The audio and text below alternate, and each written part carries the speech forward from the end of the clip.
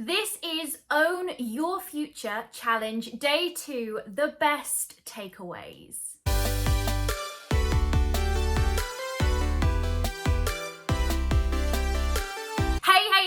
Hello everyone, my name is Emily Jones-Smith and I am a Limitless life coach. This video has all the best takeaways from Day 2, Own Your Future Challenge. If you have not seen Day 1, make sure you check that out first because this video will make a whole lot of sense more if you watch Day 1. And with that being said, Day 2, mind freaking blown. Dean Graziosi started off by talking about the spot. Now, this challenge, this 5-day challenge is all about owning your future by becoming a part of the self-education industry, finding a passion you have or an experience you've been through or knowledge that you have that you can share with others so that you can own your future. The first section was a lot about niching, how we can't think about every single person in the world. We need to narrow it down. So it's not just, he was saying, car sales. It was car sales for people who are just getting into it, for people who just want to make some money on the side, and just narrowing it down. Think of the world like this circle. This is all the people in the world, and you want to narrow it down, the circle, narrow the circle down, narrow the circle down until you find that dot. And when you find that dot, things get a whole lot easier. Dean spoke a lot about, again, what would you tell your 20-year-old self? If you could have a day with your 20-year-old self, what would you tell them so that they could have an easier, better, more successful, more purposeful life? As he's been doing this for a long time, helping people with this kind of thing, he said there's 4 kind of categories that people go into. You can either think of a mess that you've had in your life, some struggles, your mess, and you can turn it into your message and you can share that. Or you have a skill that you can show your expertise in and share that. Or if you have a passion, you can share that. If you have a passion for dancing or art or sport, you can share that. Or you can just be a reporter. A lot of the things that I do with added personal experience is the things that I've learned from books. This channel is all about personal growth and self-development. So if you love that, make sure you subscribe, because I share all things to do that I've learned through books and webinars and podcasts and everything. I'm a bit of a reporter. I share on my favorite speakers. I share messages from my favorite motivational people. I share messages from just people who make my life better, because I know if they've made my life better, I can use that message to help other people as well. The next guest was Chalene Johnson. There's 3 guests on Day 2, and literally all of them just came with so much energy, and just loved it. Loved it. Chalene spoke about finding that thing that you can't help but talk about. That if you're at the dinner table and the conversation comes up, you just cannot stop yourself from talking about it. And if you haven't guessed, for me, it is self-growth and personal development. If someone is there with anything about mindset or purpose or growth, I'm in there like swimwear. I am in that conversation. I cannot help but be there. What is that conversation for you?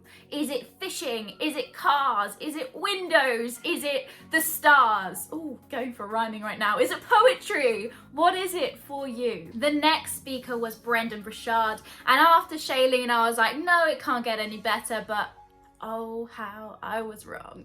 Brendon spoke about this thing, and I've heard about it on a podcast before, about how he wants to remember his life. And he knows that when he gets to the end of his life, he's gonna ask himself whether he lived, whether he loved, and whether he mattered. And if he knows that those are going to be the questions that he is going to ask himself at the end of his life, he started to ask those questions to himself every single day. At the end of every single day, he asks himself, did I live today? Did I love today? Did I matter today? I invite you to ask yourself, what are the questions you're going to ask yourself at the end of your life? Are you going to ask yourself whether you loved, you lived, you laughed, you mattered, you inspired, you grew? Then at the end of the day, ask yourself those questions so you know that you lived a purposeful life, that you lived a more intentional life. He spoke about that quote and one that I love. When's the best time to plant a tree? 5 years ago. When is the next best time? Now. The next guest was Trent Shelton, and oh my gosh, blown through the roof. Like, I need to go look at more of his stuff because I've never really listened to him before, but woo! He hit me right where I needed to hear it. Trent said that there's 3 people in life, and I want to ask you, who are you? Number 1 is the watchers. They sit there, they sit at the sidelines, they watch others, normally complain, normally can criticize, and they don't do anything because they are the watchers. The second people are the wishers. They wish to do something, they really wish to do something, but they never quite take action. There's nothing inherently nasty about them, but they kind of get to their end of their life and they wish they did more. They wish they actually went for it. And the third person, if you're listening to this video, I can probably guess that this is you. They are the workers. They're the people who are going out there no matter what. They are working for it. They are working for their dreams, working for their mission, working for their passion, working for their families, working for their future. Trent's message was a lot about there is someone out there who needs you. There is someone out there who needs to hear your message. There is someone, just that one person. It doesn't matter about the millions. There is one person who needs to hear you. Speak to that one person. He said there's 3 types of seeds that we can sow. There's greatness, there's progression, and there's limitations. 3 seeds that we can sow. And at some point, those seeds are going to be harvests and you can't stop it. So you need to ask yourself, what seeds are you planting? The next thing he spoke about really spoke to me, how, I don't know about you, but I feel it, that I have a higher calling. Do you feel like there's a higher calling for you, that there's something more you could be doing? Yet when that call comes, we put it down because we're not good enough, or we're not intelligent enough, or we're not something enough, or what are people going to say, or I can't do that, and we put that phone down when we need to actually answer that call. When our mission, when our why, when our purpose is stronger than those limitations, when our vision is bigger than those setbacks, that's what we need to get, because we will keep going through hell no matter what.